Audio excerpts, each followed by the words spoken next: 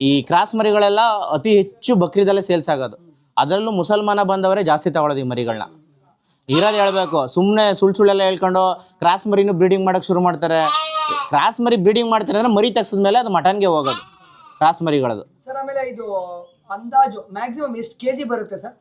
Sir pure ಮರಿಗಳಾದರೆ weight ಕಡಿಮೆನೇ ಇರುತ್ತೆ. ಅಂದರೆ ಈಗ ಒಂದು 45ರಿಂದ 48-50 kg ಒಳಗಡೆನೆ ಸರ್, ಅಷ್ಟೇ, ಜಾಸ್ತಿ ಬರೋಲ್ಲ. 45 ಅಂದಾಜು, ಯಾವುದು ಗಂಡು ಮರಿ ಆದರೆ 45ರಲ್ಲೇ ನಿಂತ್ಕೊಳ್ಳುತ್ತೆ ವೆಯ್ಟು. ಇದೇ ಏನಾದ್ರು ಕ್ರಾಸ್ ಮರಿ ಇಲ್ಲಾದರೆ ಸರ್, ನಾನೇ ಮಾರಿದ್ದೀನಿ ಮರಿಗಳನ್ನ, ನಮ್ಮ ಫ್ರೆಂಡ್ದು ಒಂದು 60-65 kg ಬಂದವೆ ಸರ್. ಕ್ರಾಸ್ ಮರಿಲಿ ಹೇಳ್ತಾ ಇರೋದು ನಾನು. ಸರ್ ಸೇಲ್ಸ್ ಇದೆ, ಮೀಟ್ಗೆ ಒಳ್ಳೆ ಸೇಲ್ಸ್ ಇದೆ. ಇದು ಭಯಂಕರ ಬೇಡಿಕೆ ಇರೋದು ಸರ್ ಇದು ಮೀಟ್ಗೆ. ಬಂಡೂರು ಕ್ರಾಸ್ ಮರಿನು ಮೀಟ್ಗೆ ಸಿಕ್ಕಾಪಟ್ಟೆ ಸೇಲ್ಸ್ ಇದೆ. ಯಾವ ಭಾಗದಲ್ಲಿ ಮೀಟ್ಗೆ ಜಾಸ್ತಿ ಗಮನ ಕೊಡ್ತಾ ಇದ್ದಾರೆ ಸರ್? ನಮ್ಮ ಭಾಗದಲ್ಲೇ ಇದನ್ನ ತಗೊಳ್ಳೋಕೆ ಬೆಂಗಳೂರಿಂದ ಹಿಡಿದು ಸುತ್ತಮುತ್ತ 100 km ಡಿಸ್ಟೆನ್ಸಿಂದ ಈ ಮರಿಗಳನ್ನ ತಗೊಳ್ಳೋಕೆ ನಮ್ಮ ಮಳವಳ್ಳಿ ಟೌನ್ಗೆ ಬರೋದಿಲ್ಲ. ಅಂದರೆ ಮಳವಳ್ಳಿ ಟೌನ್ಗೆ ಬರಲ್ಲ, ಮಳವಳ್ಳಿ ತಾಲೂಕಲ್ಲಿ ಸುತ್ತಮುತ್ತ ಹಳ್ಳಿಗಳಲ್ಲಿ ಇಲ್ಲೆಲ್ಲ ಸಿಗುತ್ತೆ. ನಾನೇ ಒಂದು 4-5 ಜೊತೆ ತಗೊಂಡೆ ಅಂತ ತಿಳ್ಕೊಳ್ಳಿ, ನಾನು ಯಾವ ರೀತಿ ನಿರ್ವಹಣೆ ಮಾಡ್ಬೋದು, ಕಾಯಿಲೆ ಕಸಾಲೆಗಳನ್ನ ಯಾವ ರೀತಿ ಮೇಂಟೈನ್ ಮಾಡ್ಬೋದು ಸರ್?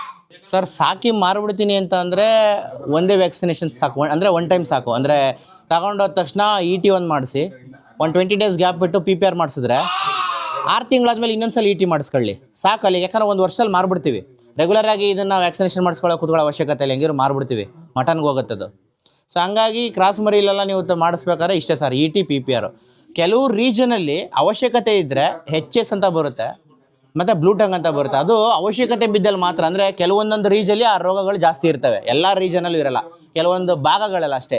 ಈಗ ಯಾವುದೋ ಒಂದು ರಾಯಚೂರಿಗೆ ತಗೊಂಡು ಹೋಗ್ತಾರೆ ಅನ್ಕೊಳ್ಳೋಣ, ಆ ಭಾಗದಲ್ಲಿ HS ರೋಗ ಸ್ವಲ್ಪ ಮರಿಗಳು ಕಾಣಿಸ್ಕೊಂಡಿರುತ್ತೆ, ಆ ಟೈಮಲ್ಲಿ ಅದು ಮಾಡಿಸ್ಕೋಬೇಕು.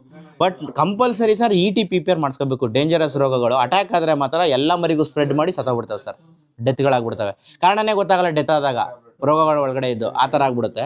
ಇನ್ನು ರೆಗ್ಯುಲರಾಗಿ ಮಾಡಿಸ್ಕೊತೀನಿ ಅಂದರೆ ವರ್ಷಕ್ಕೊಂದ್ಸಲ PPR, ಪ್ರತಿ ವರ್ಷ 1 ಸಲ PPR, ವರ್ಷಕ್ಕೆ 2 ಸಲ ET.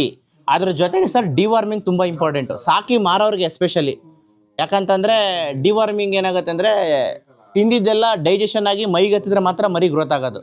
ತಿಂದಿದ್ದೆಲ್ಲ ಡೈಜೆಷನ್ ಸರಿಯಾಗದೆ ಬರೀ ಹುಳಗಳೇ ತಿಂತಾವೆ ಅಂತಂದರೆ, ಅಥವಾ ಡಿವಾರ್ಮಿಂಗ್ ಮಾಡಿಸ್ತಿಲ್ಲ ಅಂದರೆ ಮರಿ ಮೈಯೇ ಐತಲ್ಲ, ತೂಕನೇ ಬರಲ್ಲ, ವೆಯ್ಟ್ ಬರಲ್ಲ. ಸೊ ಅದಕ್ಕೇನು ಮಾಡಬೇಕು, ಡಿವಾರ್ಮಿಂಗು 3 ತಿಂಗಳಿಗೆ ಒಂದ್ಸಲ ಇರುತ್ತೆ, ಕೆಲವೊಂದು ಡೋಸೇಜು 6 ತಿಂಗಳಿಗೆ ಒಂದ್ಸಲ ಇರುತ್ತೆ. ಡೋಸೇಜ್ ಮೇಲೆ ಡಿಪೆಂಡ್, ಅದುವೇ ಡಾಕ್ಟ್ರ್ ಹೆಂಗೆ ಹೇಳ್ತಾರೆ ಆ ಥರ ಕೇಳಬೇಕು.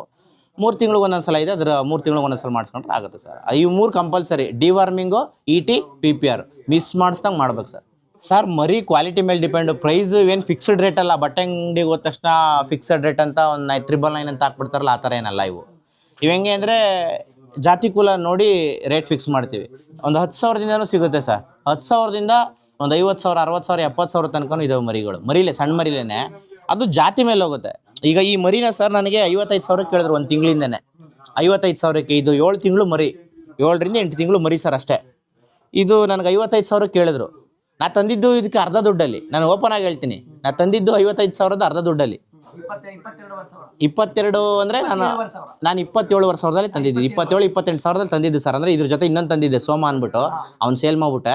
ಸೊ ಇದಕ್ಕೊಂದು ಮರಿನ ತಂದಾಗ ಅಷ್ಟು ಬಿದ್ದಿತ್ತು ಸರ್ ಅಷ್ಟೇ. ಬಟ್ ಇದನ್ನು ನನಗೆ 55,000 ಕೇಳಿದ್ರು. ನನಗೆ ಬಿಸ್ನೆಸ್ ಮಾಡಲೇಬೇಕು ಅಂದಿದ್ರೆ ಕಳಿಸ್ಬಿಡ್ಬೋದಿತ್ತು. ಬಿಸ್ನೆಸ್ ಅಲ್ಲ ಇದು, ಮರಿ ಸಿಕ್ಕಲ್ಲ ಸರ್ ಈ ಥರ, ಎಲ್ಲ ಟೈಮಲ್ಲೂ ಸಿಕ್ಕಲ್ಲ ಈ ಥರ. ಈ ಮರಿ ನನಗೆ ಇಷ್ಟ ಆಗಿ ನಾನು ಇಟ್ಕೊಂಡಿರೋದು. 2 ವರ್ಷದಿಂದ ನಾನು ಕಂಟಿನ್ಯೂಸ್ ಆಗಿ ಸಣ್ಣ ಮರಿಗಳನ್ನ ಸೇಲ್ ಮಾಡಿದ್ದೀನಿ. ಅದರಲ್ಲಿ ನನಗೆ ಇದು ಇಷ್ಟ ಆದಂಗೆ ಸರ್ ಯಾವ ಮರಿನೂ ಇಷ್ಟ ಆಗಲಿಲ್ಲ. ಅಂದರೆ ಇದಕ್ಕಿಂತಲೂ ಚೆನ್ನಾಗಿರೋ ಮರಿಗಳವೆ, ಆದರೆ ನನಗೆ ಇವನು ಇಷ್ಟ ಆದ, ಅದಕ್ಕೆ ನಾನು ಇಟ್ಕೊಂಡಿದ್ದು. ಭೀಮಾ ಅಂತ ಇದಕ್ಕೆ ಹೆಸರಿಟ್ಟಿದ್ದೀನಿ. ಇನ್ನೊಬ್ಬ ಸೋಮ ಅಂತ ಇಟ್ಟಿದ್ದೆ, ಅವನು ತುಮಕೂರು ಕೊಟ್ಟದ. ಅವನು ಪ್ರೈಸ್ ವಿಚಾರಕ್ಕೆ ಬಂದರೆ ಸರ್ 10,000ದಿಂದ ಒಂದು 60-70,000 ತನಕ ಹೋಗ್ತವೆ. ಒಂದೊಂದ್ಸಲ 1 ಲಕ್ಷಕ್ಕೂ ಮಾರಿರೋವು ಉಂಟು. ಹೆಂಗೆ ಅಂದರೆ ಅದೇ ಮರಿ ಬಿತ್ತನೆಗೆ ಬೇಕು ಅಂದರೆ ಮಾತ್ರ, ಮಟನ್ಗೆ ಹೋಗೋ ರೇಟೆಲ್ಲ ಅಷ್ಟೆಲ್ಲ ಹೋಗಲ್ಲ. ಈಗ 10 ಹೆಣ್ಣು ಮರಿ ಅಥವಾ ಒಂದು 50 ಹೆಣ್ಣು ಮರಿ ಇಟ್ಕೊಂಡಿರ್ತಾರೆ, ಅವ್ರು ಬಿತ್ತನೆ ಹುಡುಕ್ತಾ ಇರ್ತಾರೆ. ಒಂದು ಒಳ್ಳೆ ಮರಿ ಇಟ್ಕೊಂಡಿರ್ತಾನೆ, ಮರಿ ಚೆನ್ನಾಗಿ ತೆಗ್ಸೋಕ್ಕಾಗೋದು. ಅವ್ರು 10,000-20,000 ಮುಖ ನೋಡಲ್ಲ, ಕೊಟ್ಬಿಟ್ಟು ಒಳ್ಳೆ ಮರಿ ಅಂದ್ಬಿಟ್ಟು ಎತ್ಕೊಂಡು ಹೊಟ್ಟೋಗ್ಬಿಡ್ತಾರೆ. ಬಟ್ ನಾನು ಓಪನ್ ಆಗಿ ಹೇಳ್ತೀನಿ, ಇದನ್ನು ಕಂಪ್ಲೀಟಾಗಿ ತಗೊಳಕ್ಕೆ ಹೋಗ್ಬೇಡಿ ಸರ್. ಈಗ ಪ್ಯೂರ್ ಮರಿಗಳನ್ನೇ ನಾನು ಮಾಡ್ತೀನಿ 20,000. ಈಗ ನಾನು ಹೇಳಿದ್ನಲ್ಲ 27,000-28,000 ನನ್ನ ಮರಿ ಪ್ಯೂರ್ ಮರಿಗಳು, ಅಥವಾ ಈ ಥರ ಕ್ವಾಲಿಟಿಲಿ ಪ್ಯೂರ್ ಮರಿಗಳು 15,000ದಿಂದ ಸಿಗೋವು ಇದ್ದಾವೆ. ಹುಡುಕಿ ಎತ್ಕೋಬೇಕು ಮರಿಗಳನ್ನ ನಾವು ಅಷ್ಟೇ. ನಾವು ಪ್ಯೂರ್ ಮರಿನೇ ಮಾಡ್ತೀವಿ ಅಂದ್ಬಿಟ್ಟು ಒಂದು 30,000 ಹಾಕ್ಬಿಟ್ಟು ಒಂದು 10 ಮರಿ ಹಾಕ್ಬಿಟ್ರೆ ಸರ್ 3 ಲಕ್ಷ ಆಯಿತು. 10 ಮರಿಗೇನೆ ಆ ಥರ ಬಂಡವಾಳ ಹಾಕ್ಬಿಟ್ಟು ಮಾಡಿದ್ರೆ ಮನೆ ಹಾಳಾಗ್ಬಿಡ್ತಾವೆ ಸರ್. ದುಡ್ಡಿರೋನು ಹಾಕ್ಬೋದು ಅಷ್ಟೇ. ಮಿಡಲ್ ಕ್ಲಾಸ್ ಅವರು ಬಡವರಂತೂ ಪ್ಯೂರ್ ಮರಿಗಳು 30,000-25,000 ಕೊಟ್ಟು ಸಾಕ್ತೀನಿ ಅನ್ನೋಕ್ಕೆ ಸಾಧ್ಯವೇ ಇಲ್ಲ. ನಾನು 2 ವರ್ಷದಿಂದ ಕ್ರಾಸ್ ಮರಿಯಿಂದನೇ ಸ್ಟಾರ್ಟ್ ಮಾಡಿ ಇವತ್ತು ಒರಿಜಿನಲ್ ಮರಿಗಳು ಎತ್ತುತ್ತಾ ಇದ್ದೀನಿ ಅಂತಂದರೆ ರೇಟ್ ಕೊಟ್ಟು ಅದು ಕ್ರಾಸ್ ಮರಿಲಿ ಸಿಕ್ಕಿರೋ ಅನುಭವನೇ.